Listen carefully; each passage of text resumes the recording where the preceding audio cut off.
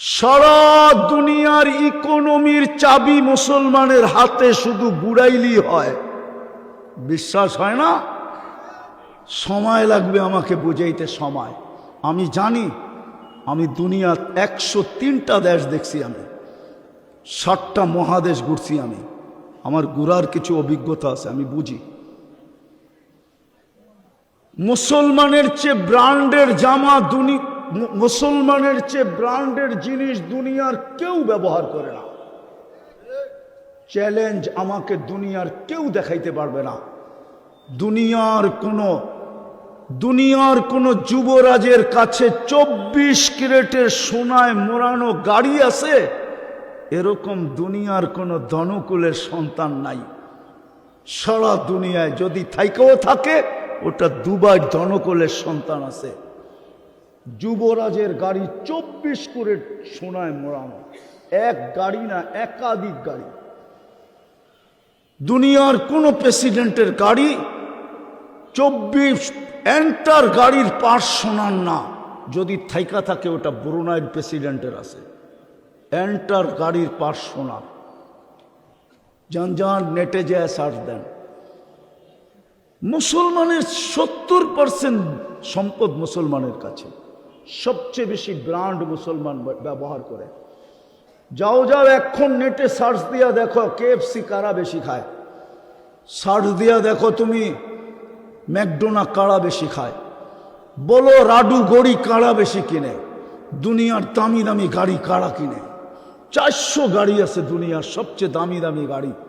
ব্রুনাইয়ের প্রেসিডেন্টের কাছে ওই 400 বাড়ি বিক্রি করলে বাংলাদেশের 1 বছরের বাজেট হয়ে আরো থাকবে। মনে হয় ওনাদের বিশ্বাস হয় না। 400 গাড়ি আছে ওর কাছে। হায় হায় হায়, মুসলমানের কাছে চাবি ছিল। আজকে এই দুরবস্থা কেন মুসলমানের? একজনের জন্য ফেরেশতা আসতো, একজনের জন্য। কিতাব উঠান দেখেন, 30 লক্ষ ফিলিস্তিন আমার চেয়ে বেশি কেউ চেনেন না। আমি 2010-এ ফিলিস্তিন গেছি, আজ থেকে 15 বছর আগে।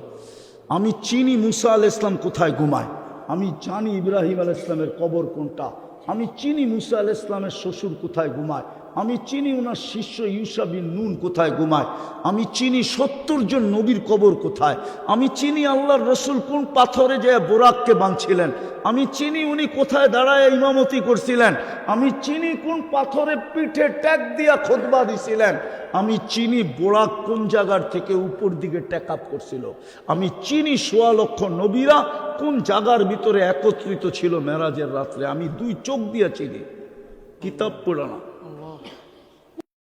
দুরবস্থা হবে কেন?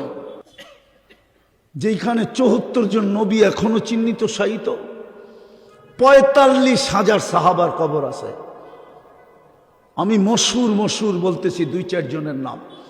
জাফর ইবনে আবু তালেব, যায়েদ ইবনে হারেসা, আব্দুল্লাহ ইবনে রওয়াহা। আর কি লাগবে? চিনেন জাফর ইবনে আবু তালেবকে? চিনেন যায়েদ ইবনে হারেসাকে? চিনেন আপনারা আব্দুল্লাহ ইবনে রওয়াহাকে? 45,000 সাহাবার কবর। ওই ফিলিস্তিনের এই দুরবস্থা হবে কেন? আজকে মুসলমানের এই দুরবস্থা কেন? আমি একটু আগে বলে আসছি, এখনো বলতেছি, এই মিরপুরে প্রত্যেকের বাড়িতে ব্যবহৃত কাপড় আলমারিতে যতগুলা আছে, বা এইখানে লোকগুলার ব্যবহৃত কাপড় আলমারিতে যতগুলা আছে, যদি বলে 5 বছর একটা সুতাও কিনবো না, তারপরে চলবে না? চলবে না? চলবে। হ্যাঁ, আজকে যদি সারা দুনিয়ার মুসলমান বলে 5 বছর সুতাও কিনবো না, দেখেন না কাল সকালে দুনিয়ার কি অবস্থা হয়। শুধু তেল মারবে না আপনাদের পায়ের নিচে, দুনিয়ার বিখ্যাত গিয়াইনা খালি মারতে থাকবে, বলবে ফিরত নে, কথাটা ফিরত নে।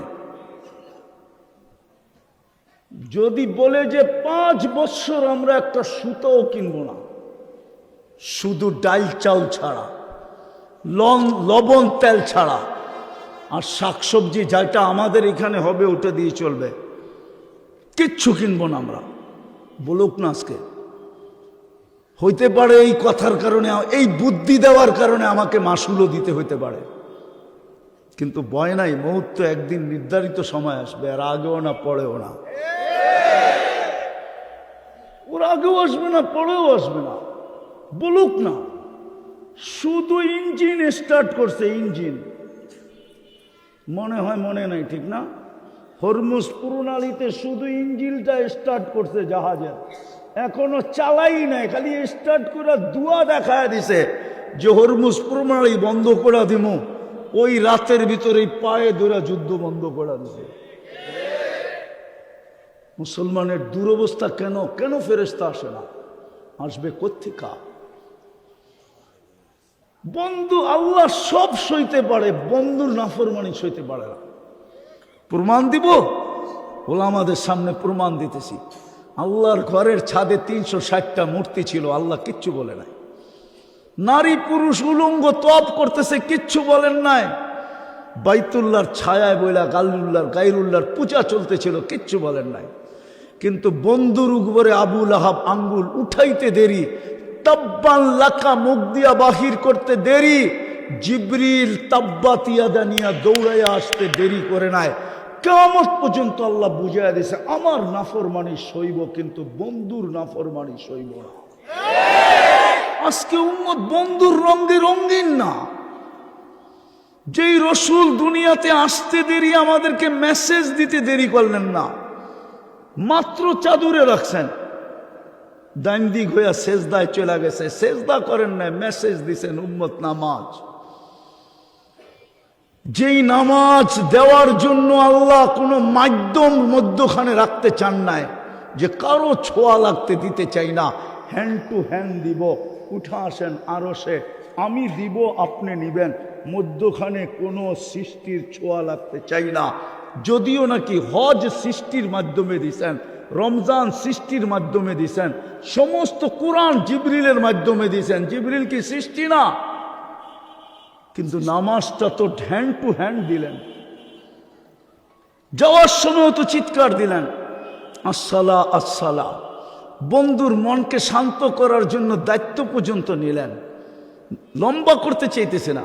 মুসা আলাইহিস সালামের প্রশ্নে আল্লাহ রসুলের মনের ভিতরে চিন্তা জাগছে, 5 ওয়াক্ত যদি না পড়লো, তা আল্লাহ মনে হয় কানে কানে বলছে, বন্ধু নিয়া যান, আমি ডাইকা ডাইকা পড়ায় নিব। অফিসওয়ালাকে অফিস থেকে ডাকবো, আদালতওয়ালাকে আদালত থেকে ডাকবো, খ্যাতওয়ালাকে খ্যাত থেকে ডাকবো, খামারওয়ালাকে খামার থেকে ডাকবো, মেইলওয়ালাকে মেল থেকে ডাকবো, রোডওয়ালাকে রোড থেকে ডাকবো, ঘাটওয়ালাকে ঘাট থেকে ডাকবো, হাটওয়ালাকে হাট থেকে ডাকবো, বাজারওয়ালাকে বাজার থেকে ডাকবো, বাড়িওয়ালাকে বাড়ির থেকে ডাকবো, ঘরওয়ালাকে ঘর থেকে ডাকবো। আমি ডাইকা ডাইকা পড়ায় নিব, আপনি নিয়ে যান। ওই আল্লাহ তো ডেলি 5 বার আমাদেরকে ডাকে, ঠিক না? এর চেয়ে বড় অপরাধ কি হইতে পারে? ও মিরপুরের মানুষ, ওই মজমা, যদি পানির দামে অক্সিজেনের বিল নিতেন 15 টাকা পার লিটার, 30 টাকা পার লিটার, তাহলে আমার বিশ্বাস এই মিরপুরে একজনেরও অ্যাবিলিটি নাই, এই বাংলাদেশে কারো অ্যাবিলিটি হতো না ডেলি 16,500 টাকা বিল দিতে পারে। আমরা ডেলি 550 লিটার অক্সিজেন নেই, 30 টাকা যদি লিটার হয় তো 16,500 টাকা বিল হয়, মাসে 4,95,000 টাকা বিল হয়। শুধু একটার বিল যদি নিতেন, একটা। যুবক, তুমি আবার এরকম চুলের স্টাইল, তোমার আবার শার্ট ইন, আবার জিন্সের প্যান্ট, আবার দামি মোবাইল, আবার দামি ইয়ারফোন, ভালো ভালো হোটেলে খাওয়া। রব্বে কাবার কসম, মাটি চাবায় আমাদের দিন কাটাইতে হইতো কিনা আল্লাহ জানে। যদি পানির দামে অক্সিজেনের বিল নিতেন। ওই আল্লাহ ডাকে। 90% মুসলমান নামাজ পড়ে না, যেটা যুক্তিতেও আসে না।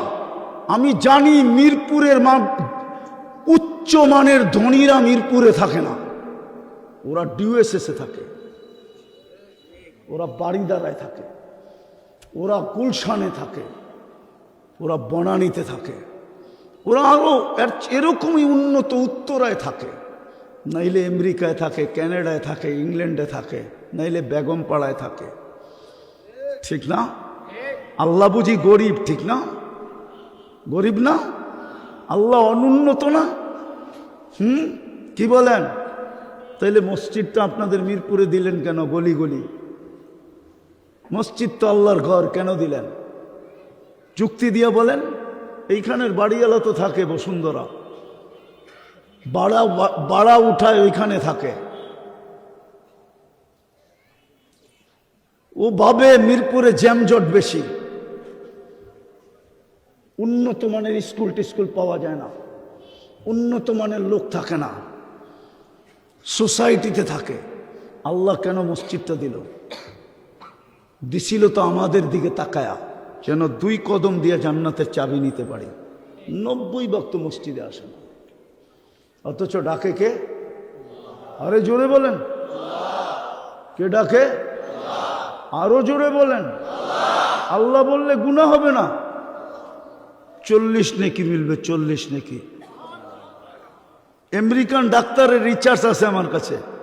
আল্লাহ কেমনে বললে হার্টের রোগ হয় না, অথচ ও মুসলমান না, ও খ্রিস্টান। আরেকটা আছে মুসলমান, দুনিয়ায় সারা বাংলাদেশে পাগল হাসপাতাল কয়টা? কয়টা? কোন জায়গায়? কোথায়? জনসংখ্যা কত? হ্যাঁ, উনি চিনে কিনা জানি না। আমেরিকা গেছেন? হ্যাঁ, এক নিউ ইয়র্কে পাগল হাসপাতাল কয়টা? কেন এত পাগল এখানে? আমি 16 থেকে টানা 21 পর্যন্ত অস্ট্রেলিয়া গেছি। আমি যখন প্রথম 16তে ঢুকি অস্ট্রেলিয়ায়, আমি বাহিরে প্রশ্ন করছিলাম তোমাদের এখানে মানসিক রোগীর হার কত? তো যারা আমাদেরকে রিসিভ করতে আসছে তাদের ভিতরে একজন ডাক্তার ছিল। সে বলে আপনি প্রথম আসলেন, এই প্রশ্ন করেন কেন? আজ পর্যন্ত তো কেউ করলো না। তো আমি বললাম যে আমি যে পড়ছি আমার পড়াটা ঠিক আছে কিনা এর জন্য প্রশ্ন করছি। কারণ এয়ারপোর্টে প্লেনের থেকে বাহির হওয়ার পরে আমার মনে হয়েছে এখানে মানসিক রোগীর সংখ্যা বেশি। তা হাসি দিয়া বলতেছে 4 জনে 1 জন মানসিক রোগী। রিচার্জ বাহির হচ্ছে, রিচার্জ মুসলমানের ভিতরে মানসিক রোগী কম কেন? বলছে ওরা সপ্তাহে 1 বার হইল গর্দান মাসে করে, উজুর ভিতরে গর্দান মাসে আছে। সপ্তাহে 1 বার হইল ওরা গর্দানে পানি লাগায়, মাসা করে। আর 5 ওয়াক্ত উজু করলে তো 5 বার গর্দান মাসা করে। ওই বুলেটিন আমার কাছে আছে, কারো লাগলে যারা কয় গর্দান মাসে কোত্থেকে পাইছে, আরে তুই আমার কাছ থেকে নিয়ে যাইস ওই বুলেটিন। রিচার্জ বাহির হয়ে চলে আসছে। এই জন্য আল্লাহর রসুল গর্দান মাসে করতে বলছে। এই জন্য যারা গর্দান মাসে করবে 5 বেলা, ওরা মানসিক রোগী হবে না। এই জন্য 18 কোটির ভিতরে একটা মাত্র হাসপাতাল। আর আমেরিকার এক একটা প্রদেশে কয়েক ডজন মানসিক হাসপাতাল। আমি 2016 থেকে এখন পর্যন্ত টানা যাইতেছি, আর আমার যাওয়ায় কোনো বাধা নাই। বললাম না আল্লাহর মেহেরবানি, শুধু টিকিট কাটলেই উড়াল দেওয়া যায়। তো মুসলমানের আল্লাহ ডাকতেছে, তারপরেও আসে না। কে ডাকে? আল্লাহ। জোরে বলেন, কাজে দিবে। হ্যাঁ, ওই আমেরিকান ডাক্তার লেখছে। আমার বিশ্বাস, আমার বুঝে আসে না মুসলমানদের হার্টের প্রবলেম হয় কেন। ব্ল্যাকবোর্ড থাকলে আমি দেখাই দিতাম। আল্লাহ লেখলেই হার্ট হয়ে যায়। হার্ট আলিফটা একটু বেঁকা করে লিখতে হয়, হাঁটা একটু বেঁকা করে উঠাইলে একটা হার্ট। কিন্তু বলার পদ্ধতি আছে, ওই পদ্ধতিতে যখন ডেলি কয়েকবার বলবে ভিতরটা ক্লিয়ার হয়ে যাবে, ওপেন হবে, ওপেন। হ্যাঁ, আমরা